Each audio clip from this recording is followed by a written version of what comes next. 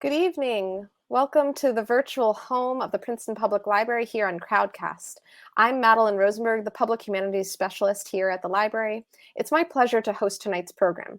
This program is presented in partnership with Princeton University Press and with support from the National Endowment for the Humanities. Tonight we will hear from Carolyn Chen in conversation with David W. Miller about her new book, Work, Pray, Code: When Work Becomes Religion in Silicon Valley. Following a conversation between the speakers, we will reserve about 15 minutes for audience Q&A. Carolyn Chen, a sociologist, is Associate Professor of Ethnic Studies at the University of California, Berkeley. She is the author of Getting Saved in America, Princeton University Press, and the co-editor of Sustaining Faith Traditions. She lives in Kensington, California. David W. Miller is director of the Princeton University Faith and Work Initiative, senior professional specialist in ethics, and lecturer. He brings an unusual bilingual perspective to the classroom and the boardroom. Before receiving his PhD in ethics and joining the faculty at Princeton University, Miller spent 16 years in senior executive positions in international business and finance, including 8 years in London. His signature class at Princeton is Business Ethics: Succeeding Without Selling Your Soul. In addition to his Princeton teaching and research, Miller also serves as an international advisor to CEOs, senior executives, and other leaders on ethics, values-based leadership, culture, and faith at work. An article in the Wall Street Journal featured Miller's work with one global organization, referring to him as their on-call ethicist. Miller's passion is to help current and future leaders be grounded in and guided by their deepest values as they serve the common good through the marketplace.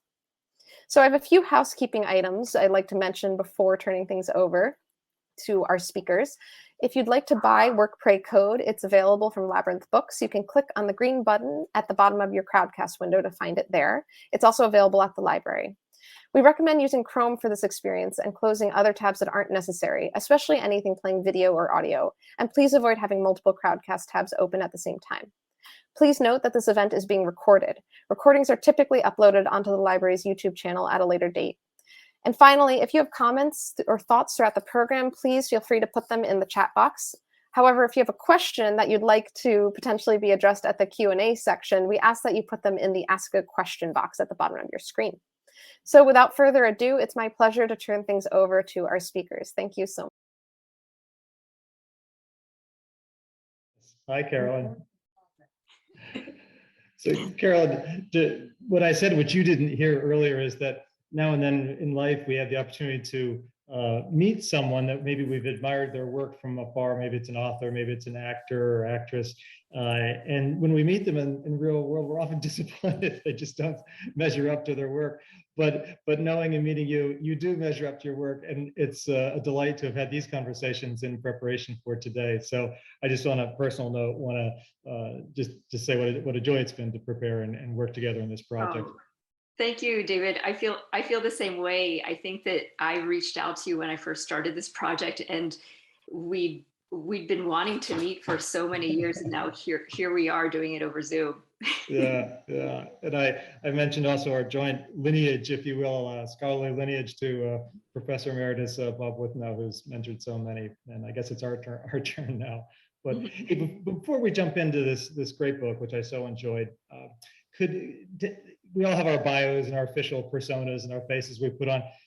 Tell us and the listeners here, tell what's not in your bio that gives, or a jacket cover or a story of who you are, that just gives us a little insight into who Carolyn Chen, the person, is. Yeah, I'm a diehard Golden State Warriors fan, and we're watching the Warriors all the time in my household. Got it. So, and we have a basketball hoop in back, and that's kind of how our family lets off our steam and have a lot of fun. Oh, that's great. That's great. Well, we'll see if your Warriors meet my Miami Heat in the finals. We'll keep tabs on that. Oh, you're Miami Heat? Okay.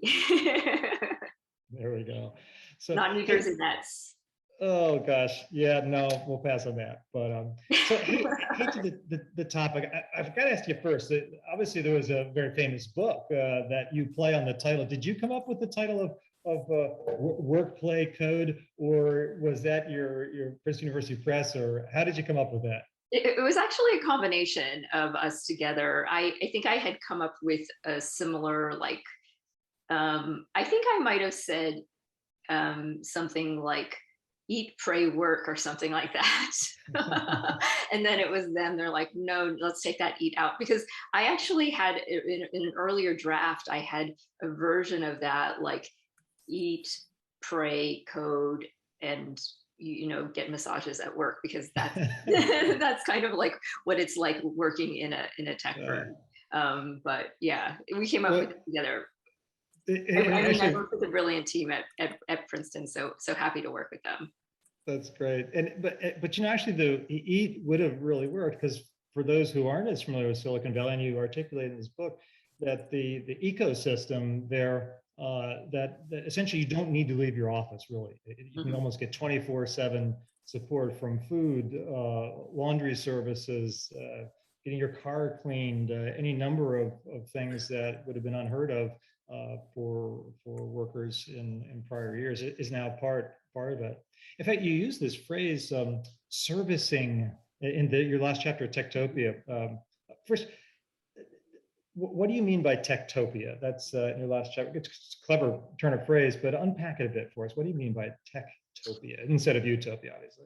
Yeah. So Techtopia is it is the title of the last chapter of my book, my conclusion, and I call it Techtopia: Privatized Wholeness and Public Brokenness. And what it refers to is this, just the subtitle here is that that this concept of wholeness kept on coming up in my book, especially when I would talk to people in HR, that they wanted to bring wholeness to their employees, and that employees would talk, tech workers would talk about feeling more whole at work. And companies wanting to provide this holistic workplace where workers could feel authentic, bring their whole selves to work, and be fulfilled both physically by good food, socially by having all these friends there, and spiritually by being able to find meaning and purpose in the workplace. So I give this title Techtopia as a society where work becomes the highest source of human fulfillment. And Techtopia is a term for essentially what I saw happening in Silicon Valley, that work was the highest form of human fulfillment there. And I was really interested in this idea of Techtopia in the sense of, well, what happens to the rest of society? How does society have to organize? How do other social institutions have to organize themselves when work becomes the highest source of fulfillment? And so Techtopia, as you can see, is like a play on utopia. And what I suggest is, it's actually not so utopian. It's dystopian for almost everyone else. Dystopian. For the people who belong to these tech companies. Because you refer in that chapter and a couple other places, one of the vignettes, the ethnographic stories that you share with, of course, anonymized names and people, that there's what's a good way to put it? There's a caste system, I think is the phrase you use, because there's these highly educated, very skilled workers making huge salaries, nothing wrong with that. But then there's this caste system of people who may not have a college degree or have less skilled labor, the janitors, the custodians, the people that are often sadly faceless in organizations. To talk a bit about that, this caste system. What I mean by that is, so we see this in the Googles and the Facebooks or the Metas of today, these in Silicon Valley, but we also see this happening in other corporations as well, with the rise of the gig economy and contingent labor. So that here you have essentially a two-track system of workers, where you have high-skilled professional workers who are salaried, fully employed, they have benefits, they have security, and these are the people who are the beneficiaries of all the workplace perks. They're the ones that get the smoothies, they get to ride the buses, they get the massages. Yeah, company provided buses, not the public transportation. Exactly. Yes. No. You never want to go on those. but like they get all of these perks. And what I talk about with Techtopia and also in the book is that these perks essentially start to also become not just material and social perks, but also spiritual perks. So essentially, if you have meditation and mindfulness classes, or if you have Bible studies that are that are being relocated into the workplace. These Mhm. then become these kinds of perks that are available to only certain people who have access, who only certain workers, because the janitors, the bus drivers, the cafeteria workers, they Right. don't have access to these perks and benefits. Yeah. And not only that, um, in today's labor system, in today's economy, they often don't feel like they're a part of a company at all. Right. If companies are things that provide social benefits in the sense that this is a place where you make friends, you have a sense of belonging and identity and community.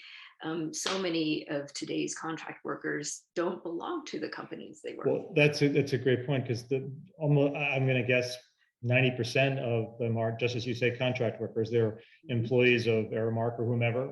There's many providers of those services. They are probably not getting a W-2 from Google or wherever it might be. Um, Right, I, right. I want to loop back to something you said a minute ago, sort of this spiritualization of work, and that's obviously a big metaphor you play out. But share with us briefly, so your thesis. Like when you went into this, what were you curious about? What was your original question, which drove this 5-year research and hundreds of interviews and participation? What was your thesis? Your argument? So, yeah, so I was really interested in how Asian spiritual practices like meditation and mindfulness are used by companies to make their workers more productive. Did you say used or misused? I said used, but you could say misused. But I said how they're used, how companies use these practices to make their workers more productive, and and so I went in with this question, which is an interesting question, but as I did more field work, it really wasn't to me the most interesting question. I think it did not really, it didn't capture really the richness of spirituality and religion in the Mm, corporation. mm, And so the thesis of my book is that work replaces religion, mhm. and that religion is taking on the logic of work. So And you don't mean that just as a metaphor, but you actually mean it almost literally. Is that right? So yes, I actual mean, worship communities outside of work, the local temple, synagogue, church, whatever, mhm. there that's been transported into the office now. Yeah. So essentially, what I mean by work replacing religion is that it used to be that Americans would look to religion for a sense of identity, belonging, community, Mhm. meaning, and purpose.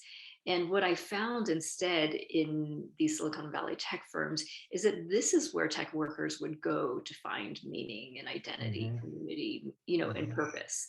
Um, so their needs, those kinds of spiritual or religious needs that were once fulfilled by churches and temples and synagogues, were now being fulfilled by the workplace.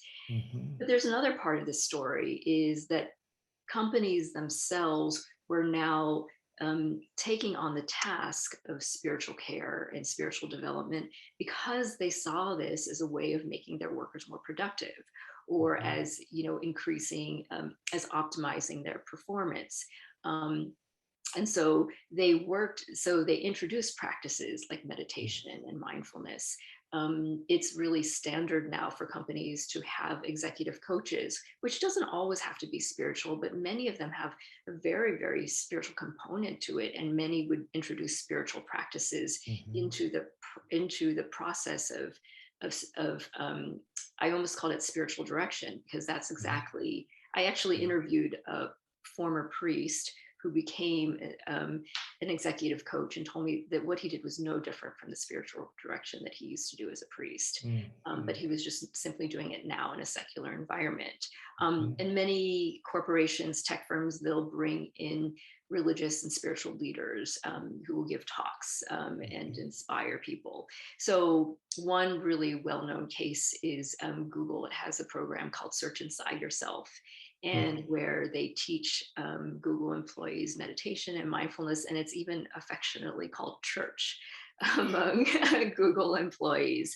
Um, and so that spirituality, it was something that was, intentionally brought in by companies because I think that they understood that it was meeting a need in their employees, and it helped to align workers the deepest parts of themselves to their work. And it gave them sort of a language and a practice and a vocabulary to do that. So if you think about it, though, it's rather extraordinary. I've been kicking around and researching this field for, gosh, 20 years now or so, and have found similar things that you describe as well. It's extraordinary that chief HR officers or people officers are bending over backwards to figure out how to bring in spirituality at work or faith at work in ways that are appropriate, not offensive, respectful. But 10 years ago, even 15 years ago, they would have been scared to death of the topic. Religion is a cause of all the world's problems, of all the world's evils and wars and so forth. And it's extraordinary to see her. Emily Post, 100 years ago, said there's 3 things you never talk about in public or at work, and sex, religion, and politics. So this final taboo of religion it's extraordinary now. But isn't it also almost religion light in some cases? The Zen Buddhism you talk about in your book that you're very familiar with, it's sort of stripped of its essence, and it's been so secularized. Is it even Zen Buddhism anymore? Yeah. Well, let me just go back to your earlier comment that you said. Is it people? I think people were still scared of religion. When I was doing the research there in these companies, that it was behind closed doors that they would talk to me about spirituality. And, they would talk about spirituality being a competitive advantage.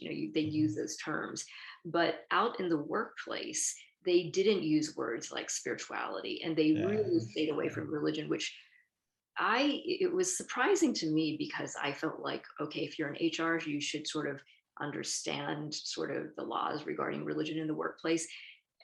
I felt like people didn't understand, because they were so terrified of it, that any religion was bad, or that you needed to stay away from it. But spirituality was something that was more acceptable. However, in the Silicon Valley workplace where they were working, where there's so many engineers, and they just felt like, oh, this is very woo-woo, we can't use these terms. So it would always be veiled, using different kinds of terms. Veiled, interesting. Words, right? So like being your best self. It's, best self is kind of a generic slogan that corporations bring your whole self, your best self to work. Yes, like who knows really what that means, but it was behind closed doors. And then if you actually look at the practices, that what you need to do to bring out your best self is very spiritual. And they would often draw from spiritual sources, either from Buddhism or Christianity, reading poems, et cetera, et cetera.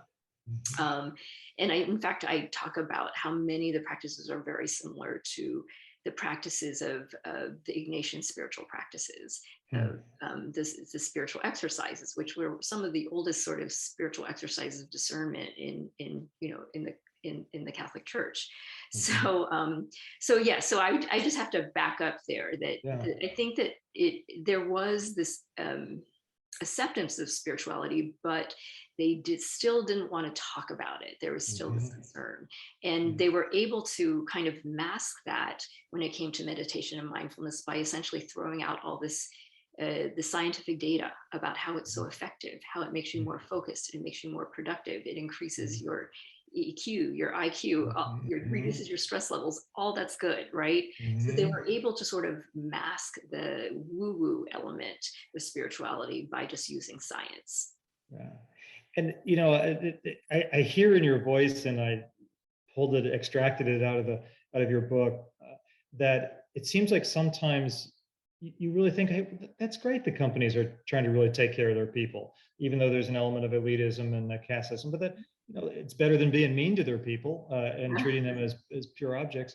But then I also sense in your comments that it chafes at you a bit, that it's there's this manipulative utilitarian dimension to it, that does the employer really care about your well-being and your wholeness, or do they just want you to be able to work longer and harder and spend more time there as opposed to elsewhere? Where are you in that tension? Am I right in discerning that? Well, yeah, you're absolutely right. I mean, I think as an ethnographer going in, well, first of all, I have a policy that if I study anyone or any community, that I have to be able to empathize with them. I have to feel like I can experience what they're experiencing, or else I will not be able to portray that, or to represent them fairly. And Mhm. so I did empathize with them. I mean, so many times I would go to these tech companies and I would also have lunch there too.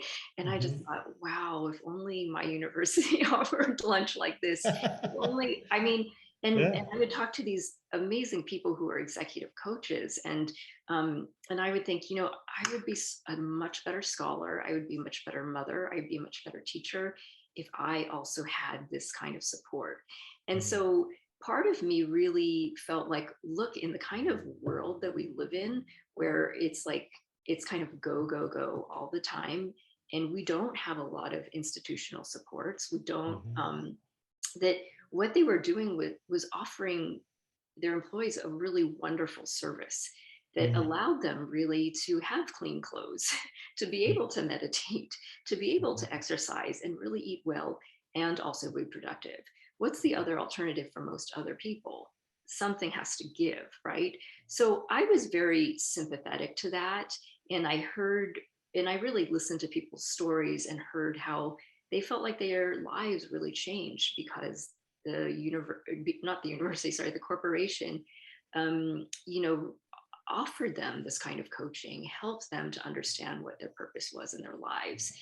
I think that my critique comes at it from when I step back and when I look at, well, what are the social consequences of this? Mhm. What kind of world are we really creating when work becomes the institution that is kind of offers us the most efficient and convenient packaged tradition of meaning and purpose in our lives and rituals and practices? What kind of society do we become? And that's where I really lay out my critique in the Techtopia chapter. And I think that, By the way, if I can interject, you use in that, would you mind sharing, you use a terrific metaphor or analogy that you talk about. Imagine that you have a bunch yeah. of magnets on your kitchen table or whatever, and you've got a bucket full of metal filings. Would you unpack that? Because I think that's sort of where Yeah, you're going. sure. Yeah, thanks for bringing that up. Yeah. So, um, yeah, I mean, that image took me a really long time to that metaphor came took me a really long time to get at, and then when I thought of it, I thought this is perfect. So what I talk about is essentially how I think, in a place like Silicon Valley, the way that society has changed, in that we are often used to talking about work as being extractive, right, as draining us and taking from us. And I Mhm. think that this is a way of talking about work that is essentially a more industrial period time of talking about work, because what we've seen in the changes in the workplace since the 80s and the 90s is that indeed work does take a lot from us.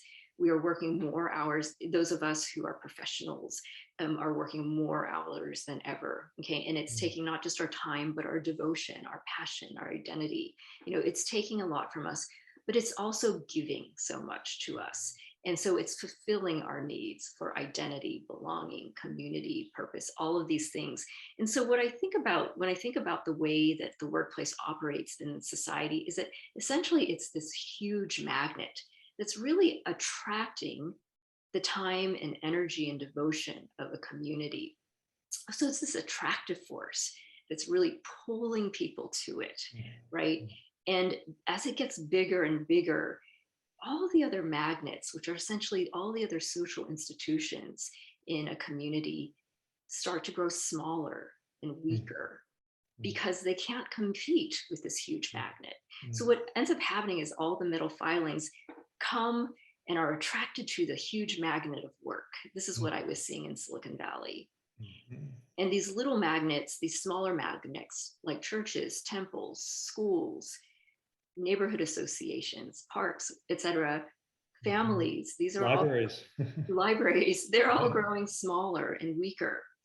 But that the only way that they can compete for the time, energy, and devotion of a society or of a community is essentially that they have to start coming to the workplace too, and that they essentially need to serve or be, auxiliary, ancillary. They need Yeah. to support the workplace in order to compete for the time, energy, and devotion. So I have an example in my book that I use of a Zen priest, and he told me that, and he'd been his Zendo had been there for many decades, and he said that one of the things that he noticed was that his membership was flagging because people there didn't have time to go to the temple anymore because they were always at work. So he had an idea, which is that he was going to bring meditation to the workplace instead. And it wasn't just him, it was also Christian pastors who would tell me the same thing. You know, the members of my congregation, they're working all the time. Work is such an important part of their lives. We need to integrate faith into their life. They need to be able to integrate their faith into their lives. So maybe we should start a workplace ministry. But when you make a decision to start a workplace ministry or to bring meditation to the workplace, you're also making a decision to take resources away from the community, right? So maybe you can't invest as much in that family ministry. You cannot be as present anymore in the temple for the people who are able to go to the temple. So you need to make some, decisions, taking from one to go to bring to another place. And a part of a consequence of that, in particular for the Zen priest, was that he had to change some of his teachings in order to conform to the workplace culture, because he was going through HR. And so he had to, first of all, he couldn't even tell people that he was a Zen priest. He told me that that was something that he hid because he thought, oh, they're not going to like that I'm a Zen priest. Which goes back to the point you're making earlier about people being interested in spirituality, but still, frankly, afraid or unsure. They decide not to publicly say it, even though privately it might be very important to them. Yes, absolutely. So he was not. I remember one meditation teacher told me that she called it the B word, which is Buddhism. She was not allowed to. She mentioned the B word, and then she was castigated, and she was told she should not say that again. So she called it the B word. I can't say the B word. So there's this element of he had to essentially, take out a lot of the religious teachings, which essentially don't conform to the efficient, productive logic of the workplace. And for many teachers, I think the most troubling one was having to take out the ethical teachings in Buddhism. Because they felt that was the heart of the teachings, that was really important, but they were not being invited into these spaces to be teachers of ethics or to teach folks about how to be more ethical business people. Yeah, in this, what I call the faith at work movement, and the research I've done is, as you know, when you comment in your book, there's this massive amount of energy in BRGs and ERGs, or business resource group or employee resource groups. And for those who are unfamiliar with those terms, that used to be populations have been historically discriminated against. So Blacks, women, Asians, fill in the blank. And that's now morphed to be sort of identity groups that can come together to find encouragement and so forth. And now there are religious ones. So Salesforce, it's all public domain knowledge. They have something called Faith Force. And there's a huge Christian group. There's a Buddhist group. There's even an atheist group, which is a whole other conversation. But this, and I think those pockets are trying, and they're often employee-led, they're trying to, I think, hold on to the essence of their worldview, of their religious tradition, whatever it might be. Whereas these sort of class teachers that are brought in, there it seems to be stripped of the essence of the faith tradition. Did you find that as well? Yes, absolutely. I remember talking to one, the director of mindfulness at one corporation, and he was talking to me, and we were just talking, and he said just randomly, well, the real problem is when they start to get really religious about meditation. And for me, my ears perked up, and I said, well, what do you mean by that? And he said, well, when they say you have to do it this way, according to this teaching, you have to sit this way, or you have to put your hands this way. And he says, that stuff, that belongs to the ERGs. Interesting. These employee resource groups. Yeah, like you could do that there, but you cannot do this in the company mindfulness class. You cannot insist on these things. That's too religious, and I felt, and yeah, so there was this definitely, so there is a space for, I think, for workers, for employees to be able to, I think, practice in the way they want and maintain what they feel is the integrity of their faith in these groups that are, that don't have to fit into sort of the, the secular logic of HR. Yeah. And it reminds me, and you talk about in several places, but you tie it together in your last chapter of worshiping work, that people are worshiping work now.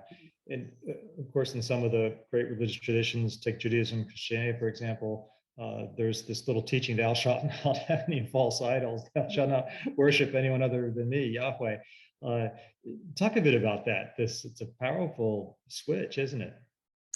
Yeah. So I talk about worshiping work in the sense that, so the sociologist Emil Durkheim talks about, well, what do you know? How is something sacred? How do you know that something is sacred? And sacred things are things that we set apart and that we set apart and we treat special.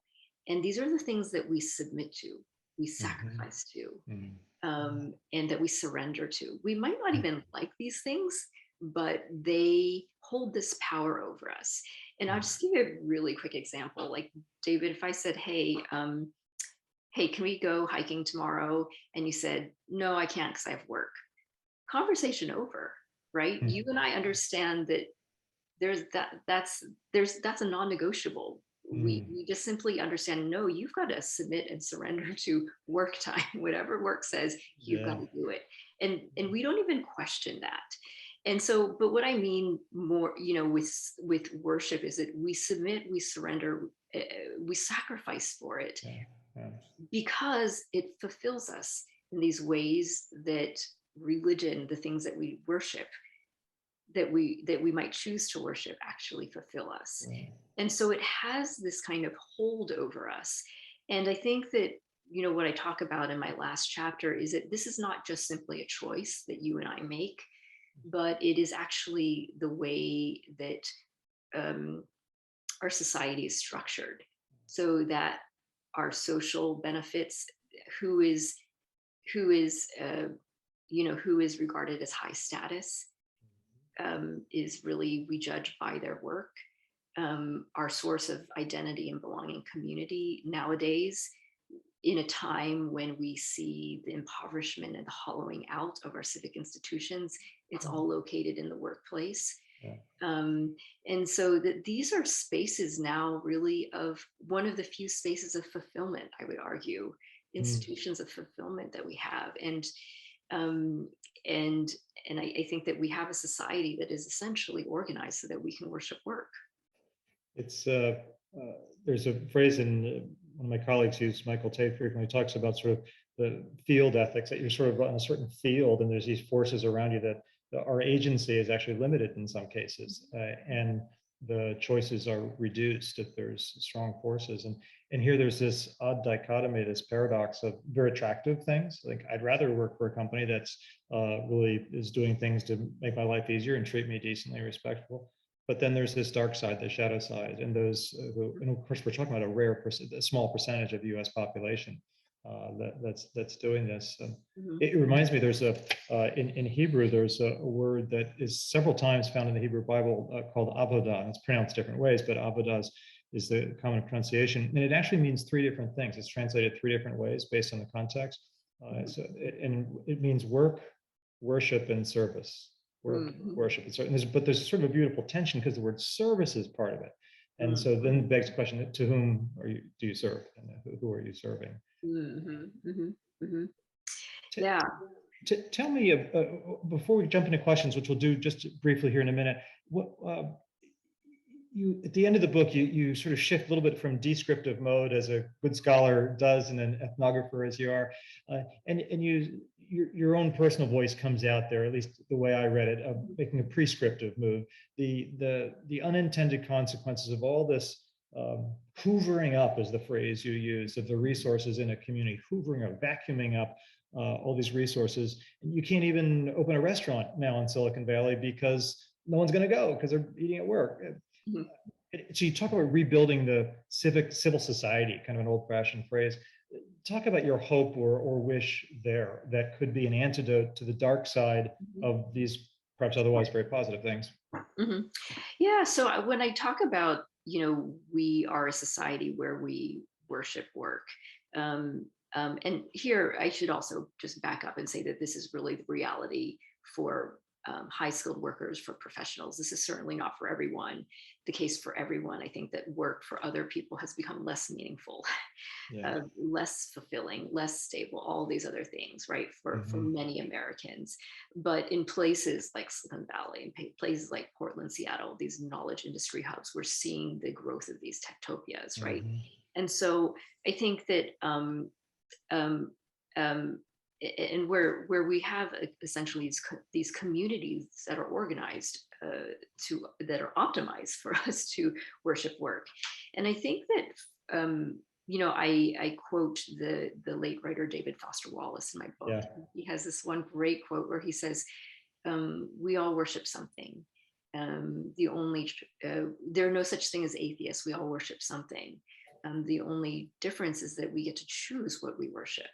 Yeah. And here, I think he provides us with some hint of how we stop worshiping work, or how we break what I call the theocracy of work, is that we choose to worship something else.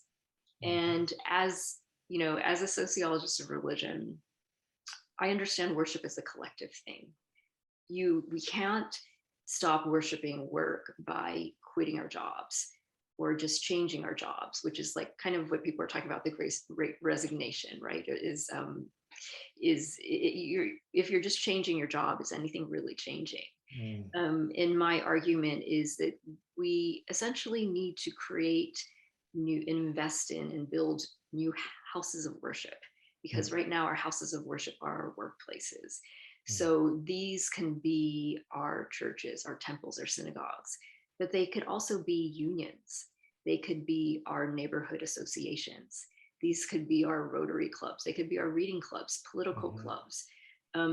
These are, organizations and associations outside of work that can claim our time and energy and devotion, that can give us a different or alternative sense of identity and belonging and meaning and purpose. So it's that here I really see it as like, how can we be attracted to something else that will take us outside of the workplace? And, in the 1950s and 60s, essentially, white collar workers worked from 9 to 5. They worked, and then they built a life outside in this really robust civic space, in their bowling leagues and et cetera. And blue collar workers as well. Yeah. And blue collar workers as well, right? And it was a much less stratified society at that time because there were those social spaces, right? And so I think that, so to me, that is one of the solutions. I just don't think that we can depend on our companies to figure out work-life balance for us. Thank you. Carolyn, let me bring Madeline back in, our Princeton University moderator, and field some questions that have come in. Sure, otherwise, I'm happy for us to keep chatting, but I want to let everyone else have a chance. I know. Thank you both for such a thought-provoking conversation. We do have a few questions that have come in, so I'll just read them aloud one at a time in the order they came in. The first one, Carolyn, since you just mentioned unions, this is related to that. One common accusation against the kind of perks that firms like those in Silicon Valley offer is that they tend to go hand in hand with resistance to worker unionization. Unions have also performed social functions for many workers. How do you see the relationship between religious institutions, unions, and the firms you studied? Wow, great question. I think you're absolutely right, and I write about this in my book that that unions used to would often provide those same social functions, and in fact, companies like Kodak and Sears in the 1950s, they had bowling alleys and cafeterias essentially as a way to compete with the unions, right? If you identify with our company, then you're not going to join the union. So I think that that's exactly what's going on there. And so I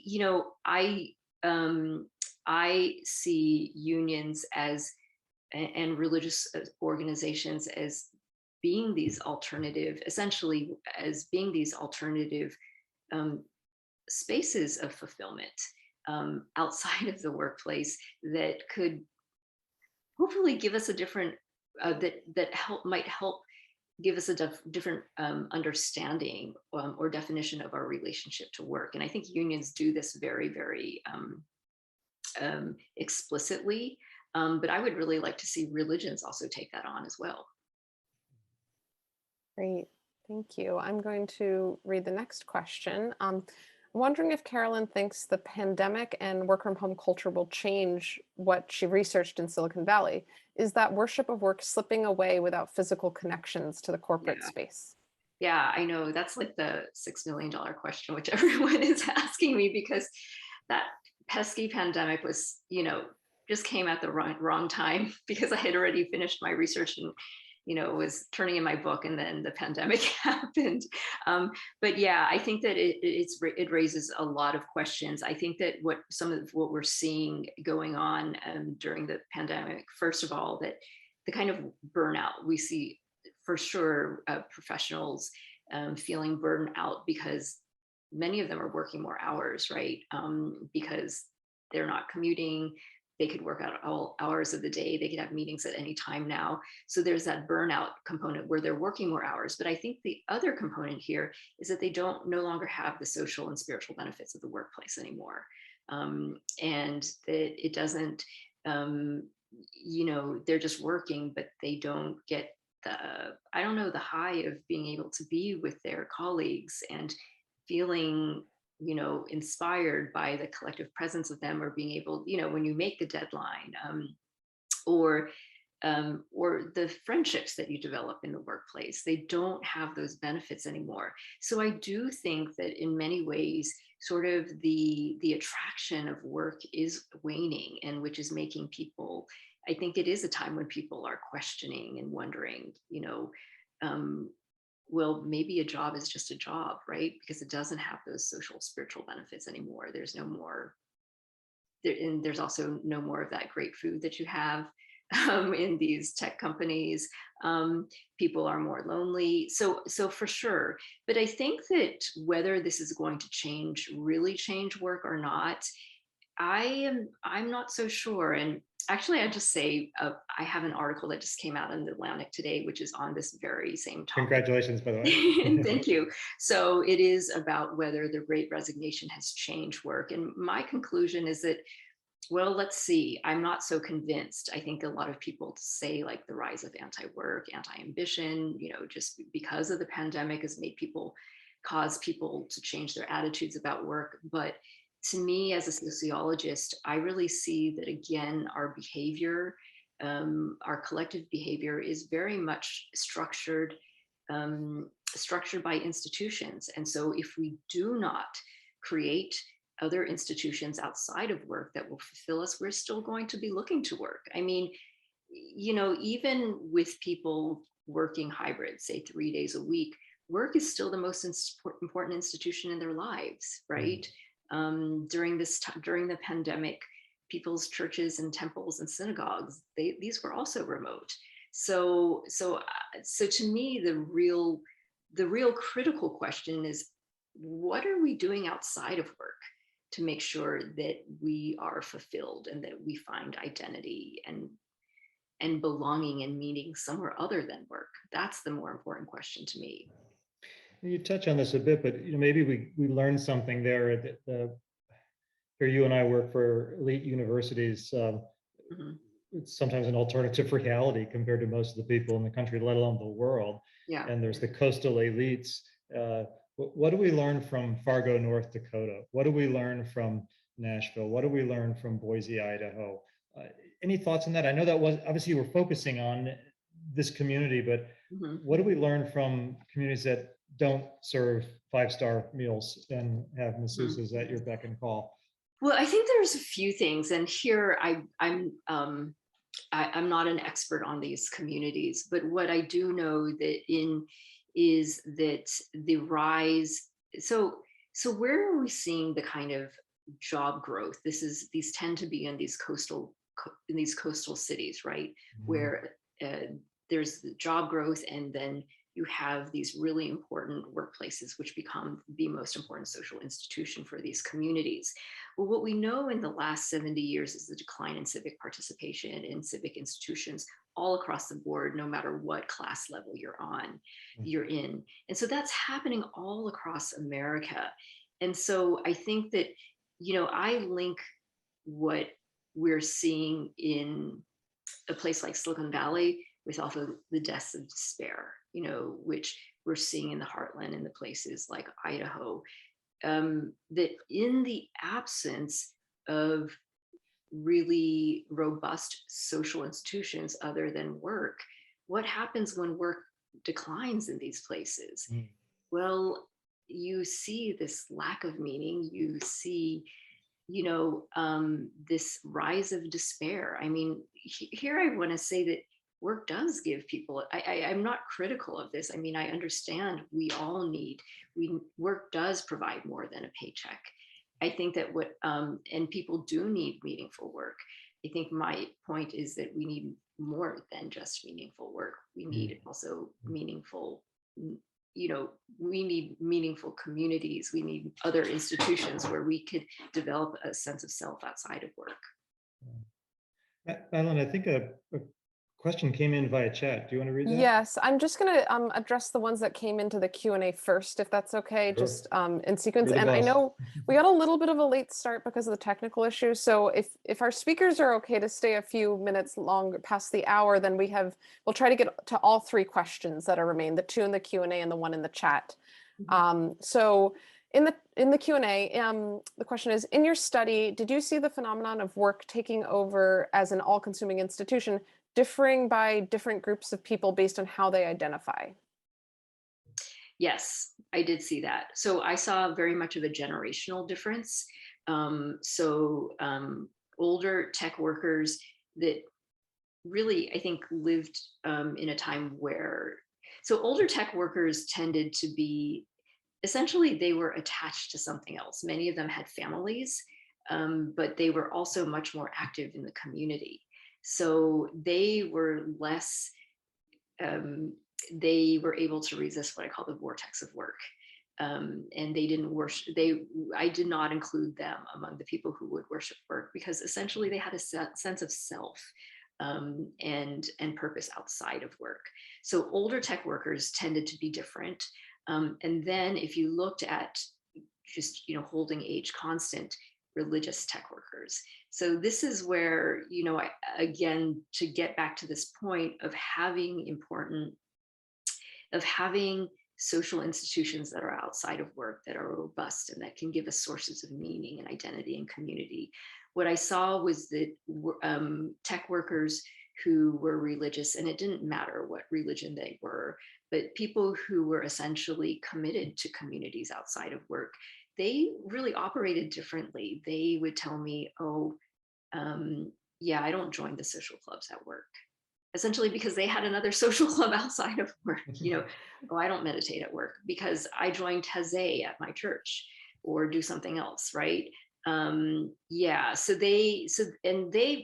the thing is, they had to be very intentional about pulling themselves away from work.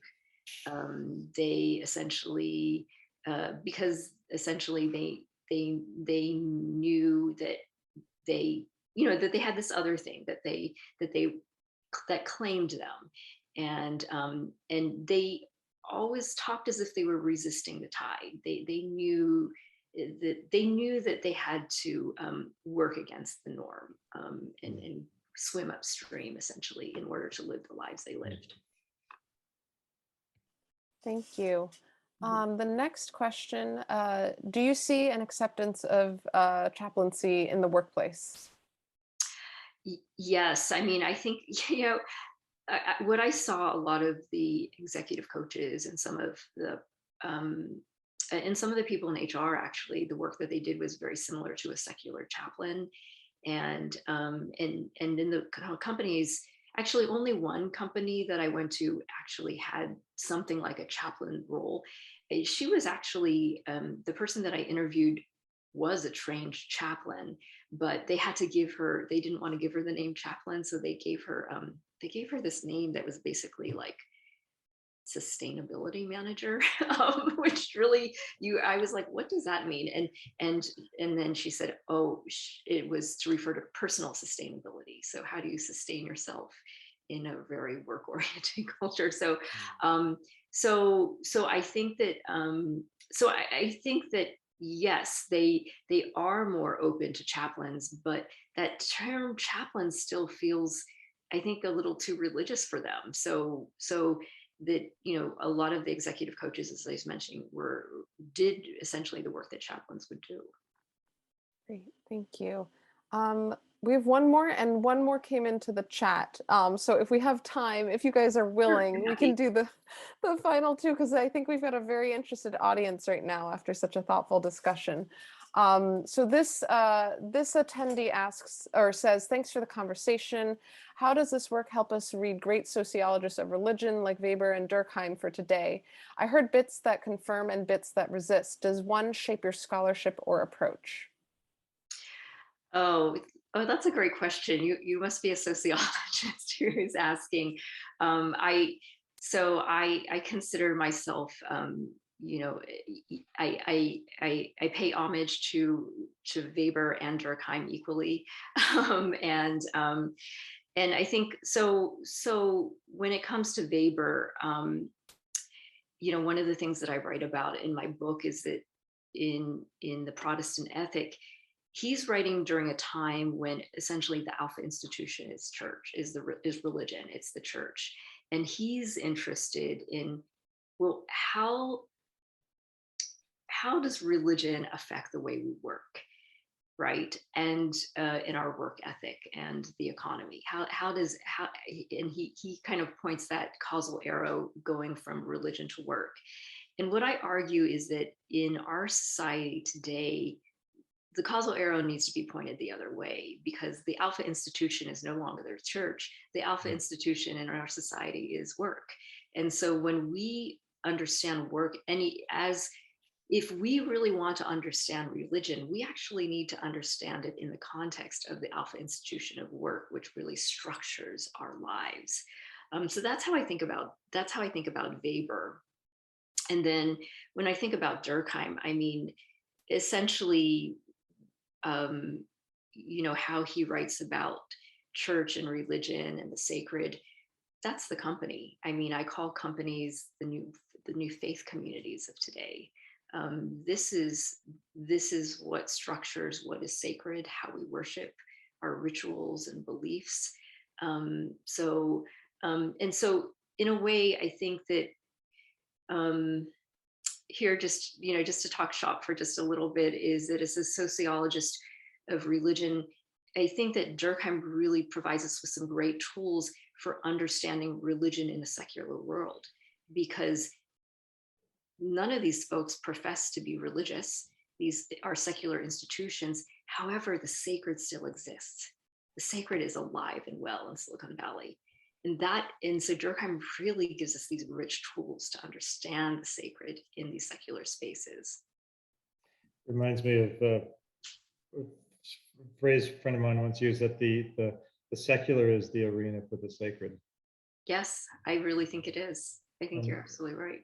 And that there are mission, purpose, as you write in your book, origin myths. Think of how everyone still worships Steve Jobs, or Hewlett, Mr. Hewlett, Mr. Packard, and so on and so on. So these are powerful tools and analogs. Yeah, very much charismatic, so. The charismatic leader, all that. Yeah, the charismatic leader even, yeah. Thank you. Okay, this is the last question, I believe. Have you considered comparing these US/North American concepts to, quote, corporate Europe and corporate Asia? Oh, that's a great question. That sounds like a great next book. Or another project for someone else to do. But I think those are really great questions, and would be really really fascinating to look at. I think that just thinking off the top of my head, I think that one of the things that would be really interesting to look at in the Western European context is looking at the place of the corporation when in comparison to Western European countries that have a much stronger social net, so that you don't need to depend on the companies so much for kind of the physical and material benefits that Americans need to. Would that reduce the importance of work in people's lives? That's one of the things that really come to mind. And in Asia, where actually in some countries you have even fewer social safety nets, but more of a dependence on the family. So here again, I would kind of be thinking in terms of, well, what are the other social institutions that are that these other countries or these other nations, these other continents have and cultures have, that might fill in for the enlarged kind of capacities that corporations have now taken on. Just to put a PS to that, so that's actually a project I'm working on right now. Oh. So no, it's fine. It's helpful to hear your thoughts on it. Maybe we should collaborate on something. But I'm doing a revised, a new version of my earlier work, God at Work, which studies this faith at work movement, its history and its future. And a lot's gone on since that book came out in 2007. And one of the big parts is the globalization of the faith at work phenomena, and has very different characteristics than the US version. And one of the observations I've seen is the importance of ethics and the willingness to sacrifice more. So it's not all just, it's not this feel good stuff that we sometimes see of religion light. There's a real seriousness about trying to be ethical, trying to be honorable, and how you treat your people and what you do. So guiding principles. It's not just lip service. So it's and actually the earlier question of workplace chaplaincy. There's some for-profit companies, publicly traded companies in the States that have, like Tyson Foods, they have over 100 chaplains on their payroll, no less. And they're trying to address that blue-collar worker in particular, although it's others that miss out on some of the sort of elite high-end opportunities that Silicon Valley could. Anyway, it's a burgeoning thing, and I just throw that in. So should we have our closing word here, Malin? Yes, I wanted to just pop on briefly to thank you both for a really wonderful conversation that was so interesting, and for being so game to pivot quickly during our technical issues. And then the same thanks to the audience. Wonderful. It's always wonderful to have such thoughtful and engaged questions. So we wish we could see you in person, but this really felt like a conversation. And thank you for your patience again as we sorted through the technical issues. I have put a survey in the chat. If you would consider, audience members, filling it out, we would love your feedback on our programs. We're always trying to learn more about our audiences and improve our work. And I would also just invite you to check out the library's website if you would like to join us at more events. I assure you that 99.9% of the time we do not have technical issues, and we hope to be doing more in-person programming going forward. But other than that, thank you so much. Thank you to our wonderful speakers, and I hope you all have a great night. Thank you. Thank you. Take care, Carolyn.